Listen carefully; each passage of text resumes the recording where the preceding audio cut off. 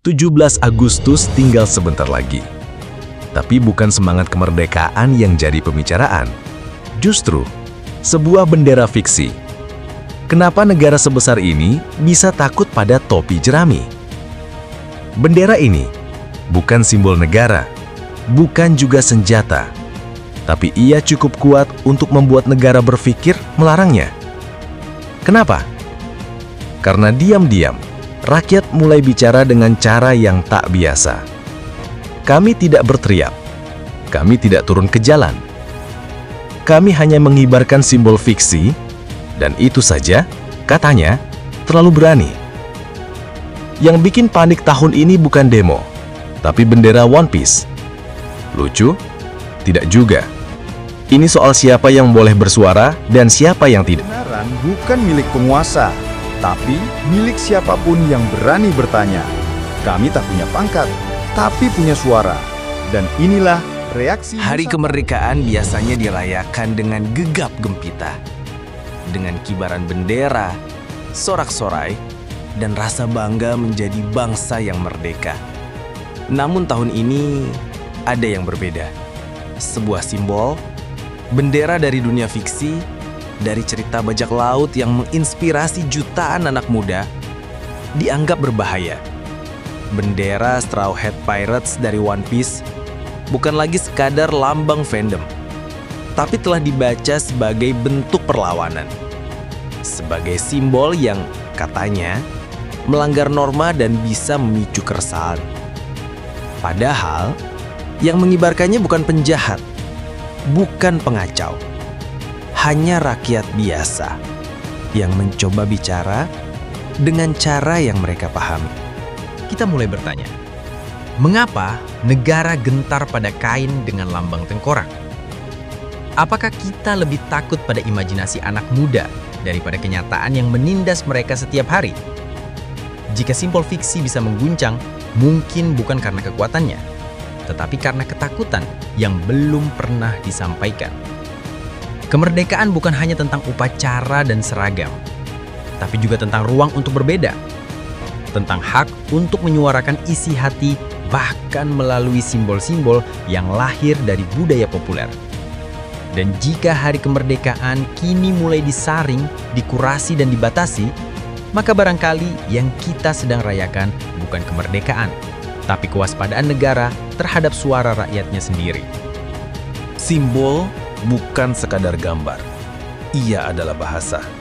Bahasa yang dipilih ketika kata-kata mulai kehilangan daya.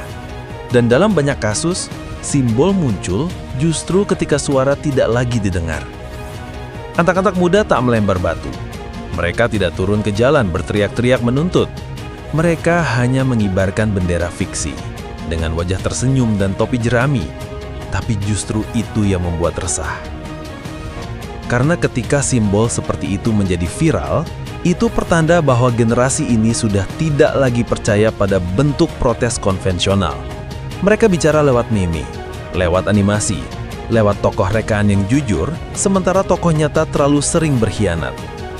Dan negara merespons dengan gugup.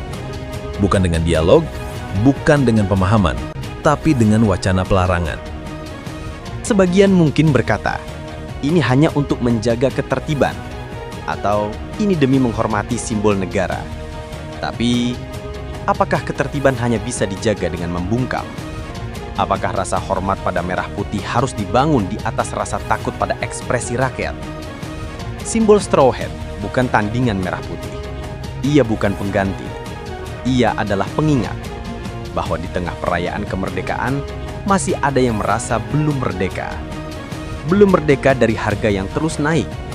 Belum merdeka dari utang pendidikan, tekanan sosial, atau dari janji-janji yang tak ditepati oleh mereka yang berkuasa. Dan ketika negara lebih sibuk mengatur kain bergambar tengkorak daripada mengurus mereka yang lapar, terpinggirkan, dan tidak terdengar, maka yang bermasalah bukan simbolnya, tapi arah perhatiannya. Mungkin inilah ironi zaman kita.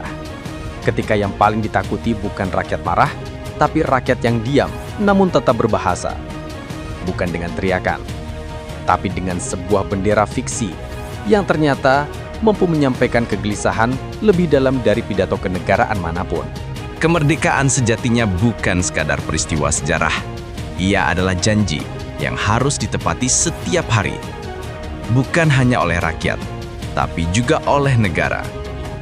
Dan janji itu tak selesai di upacara, tak selesai di nyanyian dan pidato. Ia hidup dalam keputusan-keputusan kecil, seperti memberi ruang kepada simbol, bahkan simbol yang dianggap remeh atau lucu oleh sebagian orang. Mereka yang mengibarkan bendera Straw Hat mungkin tak bicara lewat orasi, tapi mereka sedang mengirim sinyal tentang keresahan, tentang harapan, tentang keinginan agar kemerdekaan tidak terasa milik segelintir orang. Simbol-simbol seperti ini lahir ketika bahasa formal gagal merangkul, ketika rakyat lebih percaya pada fiksi daripada pada realita yang setiap hari terasa makin jauh dari keadilan. Lucu ya, negara sebesar ini merasa terancam oleh selembar kain bergambar tengkorak. Padahal yang lebih mengkhawatirkan adalah berapa banyak suara rakyat yang sudah tak lagi punya bentuk, tak terdengar, tak dianggap, lalu perlahan mati dalam diam. Kita tak sedang membela anime, kita sedang membela hak untuk menyampaikan rasa. Karena jika rakyat tak lagi boleh bicara dalam bentuk yang mereka pahami, maka itu bukan demokrasi, itu pengaturan emosi oleh kekuasaan. Dan kalau benar negara takut pada bendera rekaan, barangkali yang sedang mereka lawan bukan kain, tapi kesadaran baru yang perlahan tumbuh di tengah generasi ini. Sekarang, kami ingin tahu, apa pendapatmu soal pelarangan simbol seperti bendera One Piece? Apakah ekspresi rakyat lewat budaya pop dianggap ancaman atau justru kekuatan?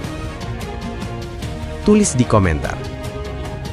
Suara kecil pun bisa menggetarkan kalau disampaikan dengan jujur. Terima kasih sudah nonton sampai akhir. Suara kalian, keberanian kalian, itulah reaksi Nusantara. Jika kamu masih bertanya, berarti kamu masih waras. Sampai jumpa di reaksi Nusantara berikutnya.